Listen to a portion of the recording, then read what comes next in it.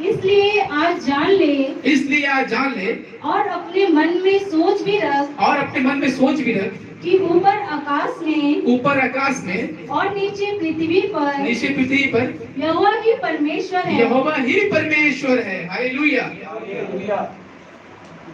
और दूसरा कोई परमेश्वर नहीं है हमारे लिए। आपको पता है जब परमेश्वर आदम को बनाया था ना, आपने वचन पढ़ा होगा, वो उसका सुनता था। परमेश्वर आदम का सुनता था। क्यों सुनता था? क्योंकि आदम भी परमेश्वर का सुनता था। हालेलुया। आज बहुतों का प्रार्थना इसलिए नहीं सुना जाता क्योंकि वो सब अपना चलाना चाहते हैं। वो उस भरे हुए कटोरे को उसके पास ले आते हैं, जो कटोरा पहले से ही भरा हुआ है। वो क्या देगा उसमें? कुछ नहीं दे पाएगा। वो उसके पास खाली कटोरा ले जाएगा। हालेलुया। पढ़िए। और तू उसकी विधियों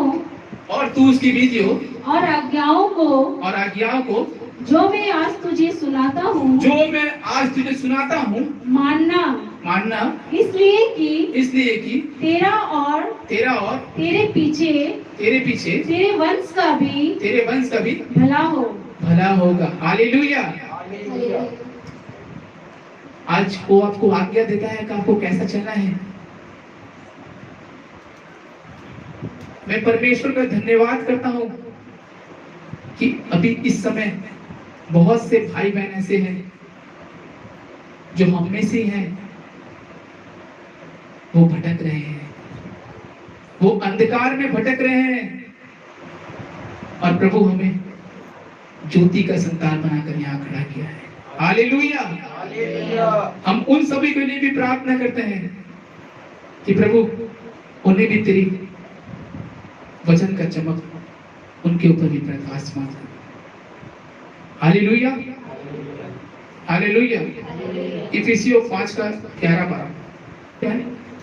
इसलिए अपने उन अंगों को मार डालो। हालेलुया। क्या बोल रहा है? अपने उस अंगों को मार डालो जो पृथ्वी पर है। सबसे पहले आपको क्या मारना है पता है? वचन कहता है सबसे अधिक तू अपनी मन की रक्षा कर। मन सबसे अधिक धोखा देने वाला व्यक्ति है। हालेलुया। जो व्यक्ति का उसके मन के ऊपर कंट्रोल नहीं है, वो परमेश्वर का राज्य में प्रवेश करना उसका बहुत मुश्किल है। हालेलुया।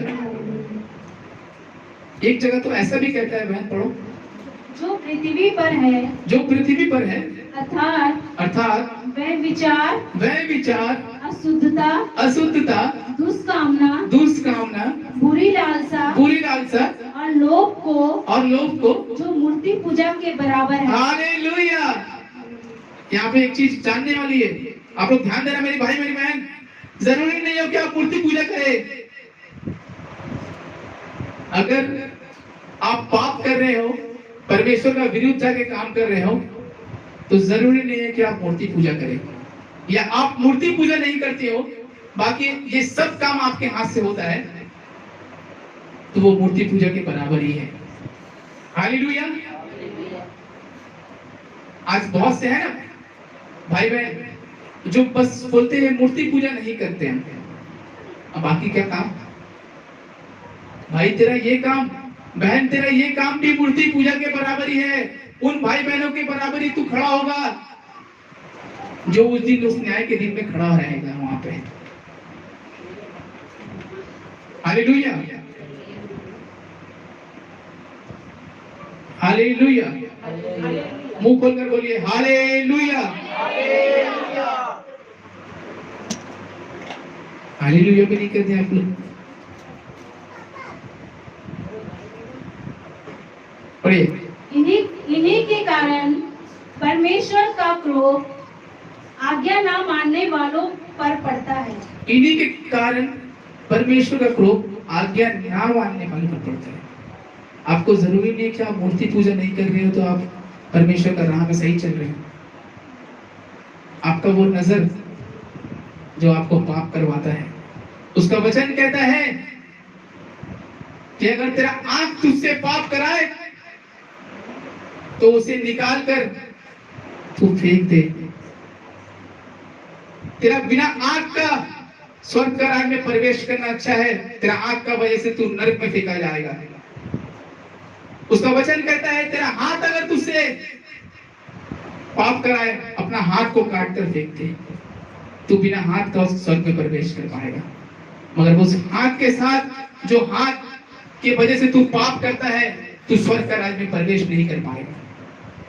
हालेलुया। सिर्फ मूर्ति पूजा नहीं। अगर आज बहुत से मसीह भाई बहन लोग सोचते हैं हम तो मूर्ति पूजा नहीं करते मतलब हम बहुत शुद्ध हैं, तो ये वचन फिर से मैं रिपीट करवाता हूं, आप लोग अच्छे से सुनो। जो यूट्यूब पे सुन रहे मेरे भाई मेरी बहन, ध्यान देना इस बात को, क्योंकि ये मैं नहीं, ये स्वयं परमेश्वर का वचन कह रहा है आपसे। हम तो बस उसको आपके सामने प्रकाश कर रहे हैं। हालेलुया। पढ़िए। इसलिए अपने उन अंगों को मार डालो जो पृथ्वी पर है, अर्थात वह विचार, अशुद्धता, दुष्कामना, बुरी लालसा। हालेलुया। क्या बोल रहा? बुरी लालसा। मूर्ति पूजा बड़ा है क्या? बुरी लालसा के लिए भी तो वही बात लिखा है। तो सिर्फ मूर्ति पूजा की तरफ क्यों ध्यान दे? क्या पता आप मूर्ति पूजा ना करो मगर फिर भी आप उसके राज में प्रवेश ना करने पाओ। आपका लालच आपको उसके राज्य में प्रवेश नहीं करने देगा। आपका वो देखने का नजरिया, अगर कोई बहन ऐसी है जो गलत नजर से देखती है किसी को, कोई भाई ऐसा है जो गलत नजर से देखता है किसी को,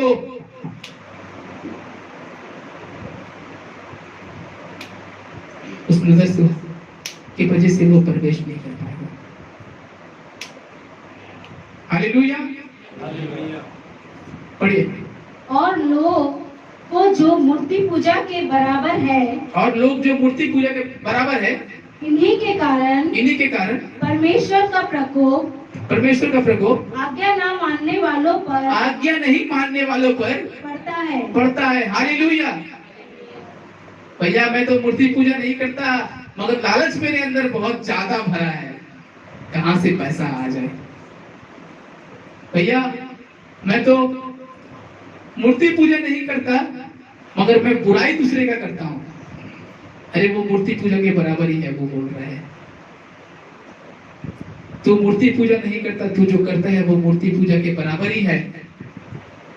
हालेलुया। वो मूर्ति पूजा वाला भाई जो होगा, वो बहन जो होगी, शायद उसके पास आज तक भी वचन का प्रकाश नहीं चमका होगा, मगर तेरे पास तो चमका है। तेरे पास तो बाइबल है, तू तो यीशु को जानता है। तू क्यों करता है? तू तो यीशु को जानता है। वचन कहता है अंत का दिन जब वो न्याय करेगा ना, वो न्याय इस वचन के द्वारा ही करेगा। वो आप जान लेना मेरे भाई मेरी बहन, ये वचन खड़े होकर बोलेंगे, हे यीशु, बहुतों के द्वारा मैं इसके मन में गया, मैं इससे बातें किया, बहुत से भाई बहन इससे बातें किए तेरे वचन को लेकर, मगर ये तेरे वचन को खिलवाड़ करता रहा, यीशु को खेलने का चीज बना दिया। तू इसे थूक दे, इसे ग्रहण ना कर। हालेलुया।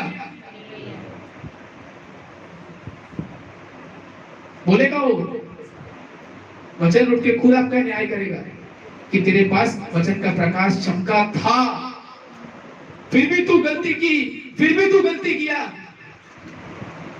वो कहेगा यीशु तू इसे थूक दे। हालेलुया।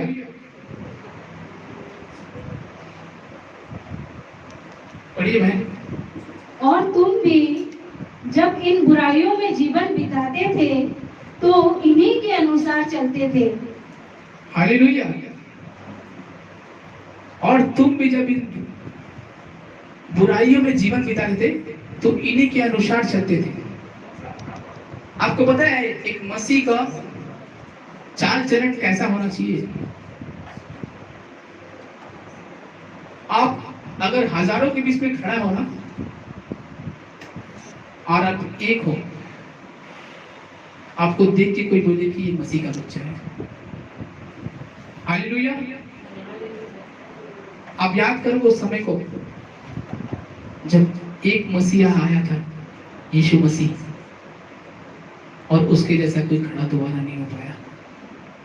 आज वो क्या कहता है आपको कि तुम मुझसे भी बड़े बड़े काम करेगा। वो आपको अपना बेटा बेटी बनने का अधिकार दिया और आप अपने गलत चलने के चक्कर में आप उसके आशीष को पा नहीं सकते, उस जगह में खड़ा नहीं हो सकते। बहुत से भाई बहन तो प्रभु में इसलिए नहीं बढ़ते ना कि परमेश्वर उसका उपयोग करना चाहता है। परमेश्वर उसका उपयोग करना चाहता है। आपको पता है अगर आप प्रभु में ना बढ़ो उसका सबसे बड़ा कारण क्या है? ये नहीं कि ये आज्ञा आप बहुत अच्छा से मानते हो कि भैया बेविचार नहीं करना है, बाइबल में गुनाह लिखा है। भैया खून नहीं करना है, बाइबल में गुनाह लिखा है। क्या आप बाइबल का गुनाह के बारे में सोच के नहीं करते हो? आप सोचते इसके बाद तो कानून भी मुझे सजा देगा। बाइबल में तो ये भी लिखा है कि दूसरा का निंदा ना करना, किसी के पीठ पीछे बातें ना करना, सेम गुनाह में लिखा है। और जो दूसरा का निंदा करेगा उसे प्रभु कभी नहीं बढ़ने देगा, क्योंकि उसका वचन कहता है मैंने तुझे सिखाने वालों की जीभ दी है। अगर वो आपको चुना है, अगर आप दूसरा का निंदा करो वो आपको कभी बढ़ने नहीं देगा। हालेलुया। यहोशू